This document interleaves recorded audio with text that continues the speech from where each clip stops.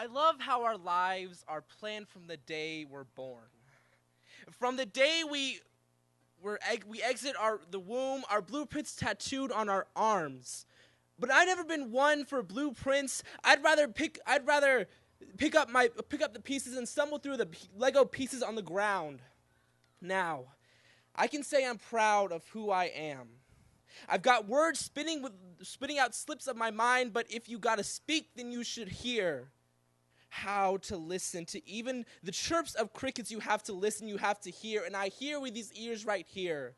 And the more I hear, I feel eerie. See, when I was young, they hung on every word I didn't vocalize, and the size of my ears only made them listen more to my warm laughter that spread like wildfire, like the ones I heard on TV while I was watching birds, wishing I had superpowers like them.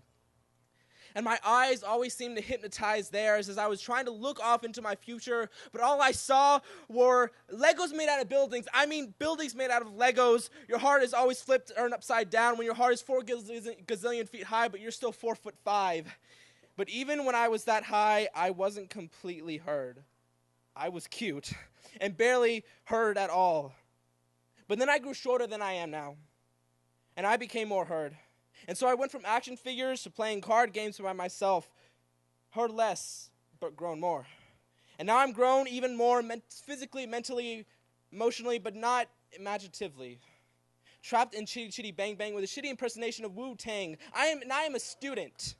A consequential, confidential, out of his mind, hormone-filled, confused studier of pointless things. And it's eerie, this cycle, I mean. Because I went from being heard because I was cute, to not being heard because I was just a kid, to now where I'm heard again.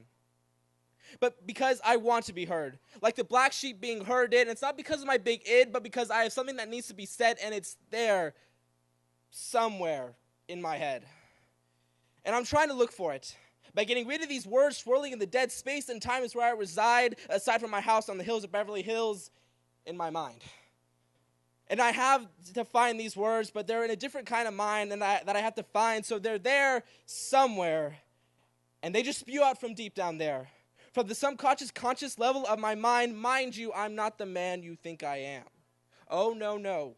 I'm a rocket man, because I'm burning through the sky at 200 degrees. That's why they call me Mr. Fahrenheit, and I'm traveling at the speed of light of, I'll do it tomorrow. And why not? I'm still a kid. I still sing the Power Rangers theme song to myself. I guess I'll never get beyond this point. I'll never advance. I won't go past go, collect $200. I guess I'm going to make next to nothing doing what I love. Continuing not to follow the imaginary blueprints on my arms. Does it look like I follow? Hell no. And you know what? I love it.